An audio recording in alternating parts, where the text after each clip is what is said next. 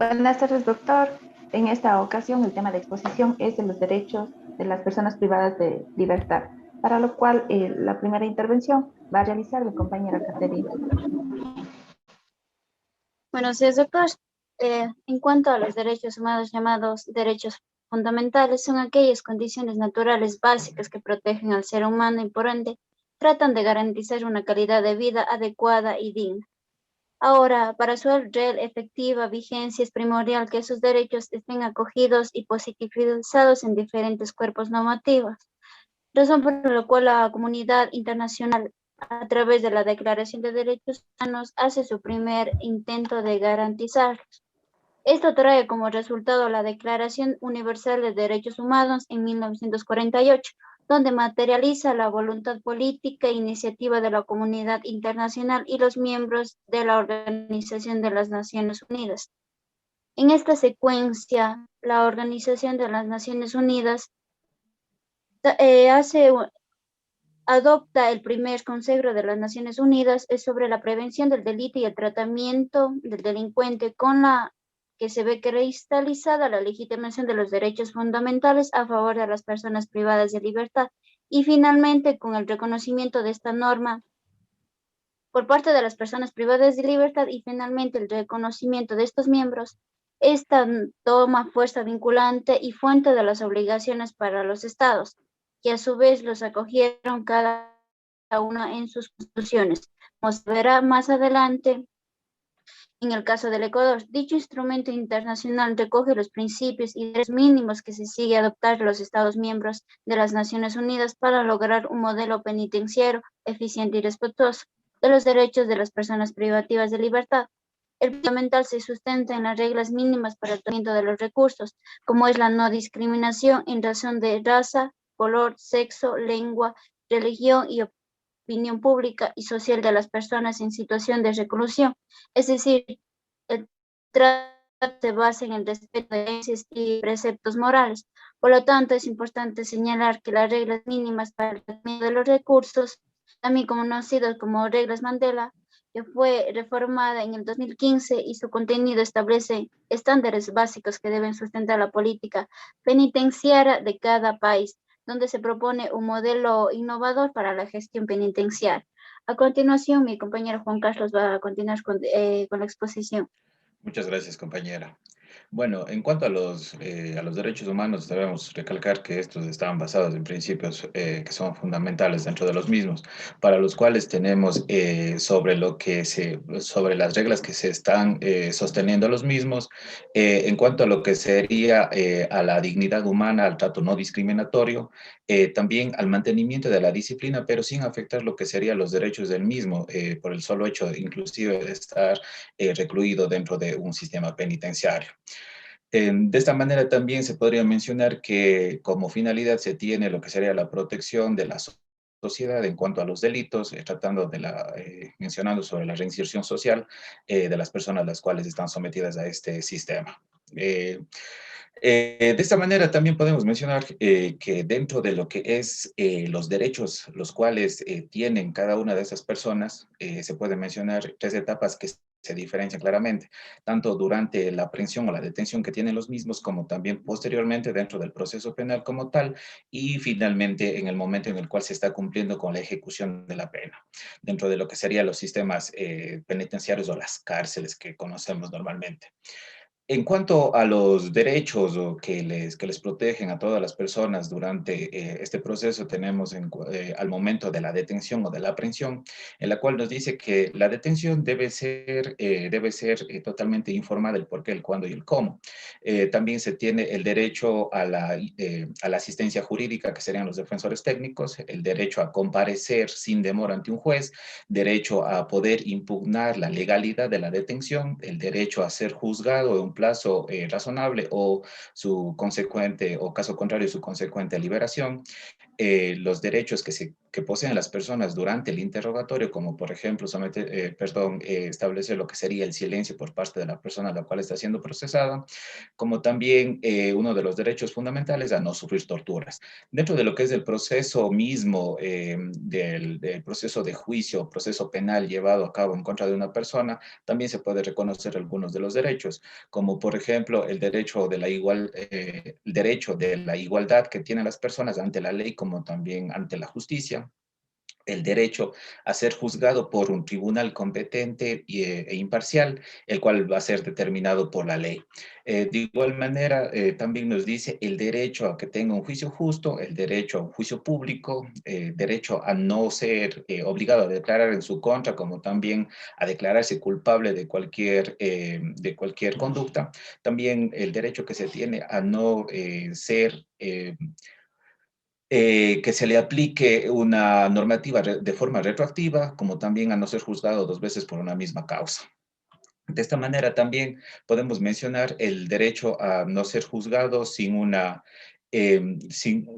dilación o evitar las dilaciones indebidas, como también tener el derecho a que comparezcan cualquier persona a la cual pueda brindar la suficiente información y los cuales deberán ser puestos a consideración de los mismos, como también, y finalmente dentro del proceso, que sería el derecho a tener una sentencia, la cual deberá ser debidamente motivada. Finalmente, y considerando en el caso en el cual ya las personas se encuentran recluidas y cumpliendo con una sentencia la cual ya ha sido o está ejecutoriada, tenemos algunos de los derechos que también son necesarios y los que van de acuerdo con el tema, que sería el registro debido que tiene que tener cada una de las personas las cuales entran al sistema penitenciario, que estos posteriormente deberán ser separados por categorías, también en cuanto a la disciplina, la cual deberá ser aplicada, pero esta no debe irse en contra de los derechos, los cuales ya hemos hablado con anterioridad. También la información que se debe tener sobre los reclusos y también la posibilidad de tener o de proponer quejas de los diferentes centros penitenciarios. Estos también tienen el derecho a la salud, como también a tener contacto con el mundo exterior, eh, a profesar su religión y de igual manera también en cuanto a la protección al momento de ser trasladados entre centros penitenciarios y el tratamiento que deben tener sobre los mismos. Ahora, posteriormente, el compañero continuará con la presentación hablando sobre estos derechos, pero ya dentro de lo que es la normativa ecuatoriana, considerando la Constitución y posteriormente el Código Orgánico Integral Penal. Muchas gracias, compañero. Hay que recordar que el artículo 35 de la Constitución de la República del Ecuador establece que las personas privadas de libertad son un grupo de atención prioritaria y que ellas, conforme al artículo 51, tienen derechos específicos y adicionales a los reconocidos a todos los habitantes del Ecuador. Como primer punto tenemos a no ser discriminados y sometidos al aislamiento como sanción disciplinaria, además de, como el segundo punto, determina la comunicación y visita de los familiares y profesionales del derecho. Como tercer derecho tenemos a declarar ante una autoridad judicial sobre el trato que hayan recibido durante la privación de la libertad, además de contar con los recursos humanos y materiales necesarios para garantizar su salud integral en los centros de privación de libertad. Como punto 5 tenemos la atención de sus necesidades educativas, ya sean las mismas laborales, productivas, culturales, alimenticias o recreativas. También decimos que tienen derecho a recibir un trato preferente y especializado en el caso de las mujeres embarazadas y en periodo de lactancia, así como en los adolescentes, personas adultos mayores que padezcan de alguna enfermedad o alguna discapacidad. Y también a contar con los medios de protección para las niñas, niños, adolescentes, personas con discapacidad, personas adultas mayores que estén bajo su cuidado y dependencia. Por otra parte, el artículo 12 del Código Orgánico Integral Penal establece que reconoce a las personas privadas de libertad, entre otros, los derechos a la integridad personal, la alimentación adecuada, la comunicación y la vinculación familiar, el acceso a servicios de la salud, la prohibición del aislamiento como castigo y la proporcionalidad en las sanciones disciplinarias. A continuación, la compañera Pamela Romero continuará con la exposición. Gracias, compañero. En cuanto al cumplimiento o no de los derechos de las personas privadas de la libertad, hay que recalcar que cuando una persona es sentenciada y va a un centro carcelario, deja de ser un delincuente y empieza a ser una persona protegida por el Estado. Es decir, se le denomina reo.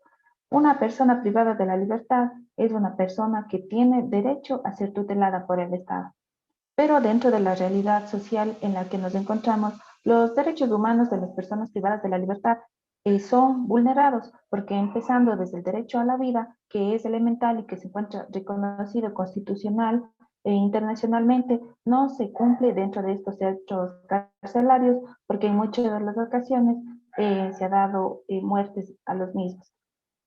Además, hay que establecer que cuando una persona privada de la libertad se encuentra enferma gravemente, esta no tiene acceso a las medicinas necesarias o a la alimentación que necesita y menos aún a una atención especial por tener un mal catastrófico. En este marco, es importante establecer que una de las problemáticas que afecta al sistema penitenciario es el hacinamiento, el cual provoca un deterioro en las condiciones de vida de las personas privadas de la libertad, en donde esta figura de hacinamiento limita las condiciones de vida de las personas privadas de la libertad e impide una rehabilitación social efectiva. Esta problemática, por su recurrencia, podría dar lugar a situaciones de tortura, trato cruel, inhumano y degradante. Asimismo, lo que más preocupa es la muerte violentas que se dan a las personas que se encuentran privadas de la libertad, y esto se viene produciendo en el interior de estos centros carcelarios. Algunas de estas muertes son producidas por armas de fuego, lo cual pone en evidencia las limitaciones del sistema penitenciario para garantizar tanto el derecho a la vida, así como a la seguridad.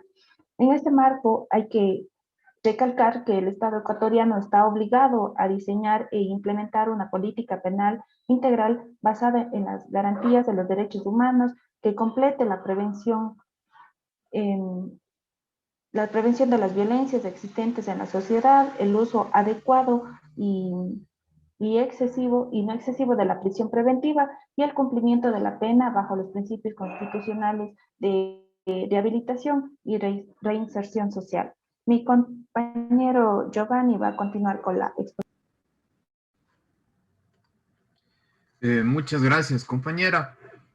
Escuchando la exposición de los compañeros, también tendríamos que entablar un conversatorio o una crítica o comentario sobre cuál es la situación carcelaria y de los privados de libertad de nuestro país, ya que hace 2 semanas Ecuador vivió el peor incidente carcelario de su historia. Según el número proporcionado por el SNAI, murieron 79 personas privadas de la libertad. Los motines en las cárceles de Turi, de la Tacunga y 2 cárceles de la provincia costanera del Guayas se habrían dado por una supuesta aparición de una nueva organización delictiva. Entonces, ¿por qué sucede esta clase de incidentes en las cárceles? También, ¿por qué se ha deteriorado el sistema carcelario y qué acciones se debería tomar para solventar la grave crisis carcelaria que vive el país desde hace ya más de 2 años? Entonces, los disturbios que se dan es por el debilitamiento progresivo de la institucionalidad de todo el sistema penitenciario y también por una debilidad de su manejo. Hay una ineficacia del Estado en el manejo de todas las instituciones, no solo del Ejecutivo, sino también de la Fiscalía, los jueces y otras instituciones que han sido ineficaces para dar respuesta a la criminalidad. Eso es evidencia también en el incremento de los casos de homicidio en Guayaquil y en todas las partes del país. De aquí que la responsabilidad de esta crisis se tiene que ser muy crítico y objetivo en el tema del modelo de gestión penitenciaria. En un principio, cuando se cree que el modelo que fue creado en el 2013, planteaba varias cuestiones innovadoras y sobre todo alineadas a los derechos humanos, pero conforme se fue ejecutando fallaron cuestiones institucionales. ¿Por qué este deterioro? Hay una cuestión que parece fundamental, que es la falta de política criminal. Este es un problema estructural porque no se ha trabajado sobre una política. El incremento de población penitenciario es algo que era totalmente predecible. Las estadísticas lo fueron evidenciando, pero no se tomaron los correctivos necesarios. No se pensó en cómo se puede prevenir el hacinamiento o la sobrepoblación en las cárceles. No se pensó en la prevención integral del delito, sino solo en construir más cárceles o construir cárceles más grandes. Eso no soluciona nada. No se puede culpar a un solo gobierno. Es un problema estructural. Digamos que en este gobierno lo que sí ha sido causa de mucha preocupación es la reducción presupuestaria. Eso sí es voluntad política de un gobierno en específico. No ha existido voluntad de dar por finalizado este problema. Pero, por ejemplo, algo que tuvo una gran trascendencia para que se diera la crisis fue la aprobación del Código Orgánico Integral Penal en el 2014. Este código amplió el catálogo de delitos y lo que hizo fue que se incremente el número de personas privadas de libertad. Por ejemplo, las que están relacionadas con el tema de drogas. Además, las reformas que se han venido dando en estos años han generado que este catálogo se incremente y que por lo tanto la población penitenciaria crezca. Entonces, ¿se cree que debería haber reformas en este código? Es un debate complejo. Tenemos que primero preguntarnos, ¿las cárceles resuelven los problemas? En Ecuador, en esencia, lo que se cree es que la cárcel va a resolver los problemas, pero debe haber una mínima intervención penal. La cárcel debe ser la última respuesta a la solución de conflictos y por ende, si se debería revisar este catálogo de delitos para que en el COIP se redujeran las penas. Hay que revisar esto en armonía de la política de la mínima intervención penal y de los derechos humanos. ¿Cuál es este problema? En realidad, muy compleja y no se puede decir que hay un solo problema, es un problema multidimensional. Pero si hablamos del problema más grave, es en este momento evidente la falta de garantías y la integridad personal de las personas privadas de libertad. Si una persona está bajo custodia del Estado, lo mínimo que se debe hacer es garantizar su vida y su integridad. Obviamente, como vimos en el amotinamiento, esto no se dio con casi más de 80 personas. Además, el ingreso de drogas y armas es uno de los problemas más graves en el tema de drogas.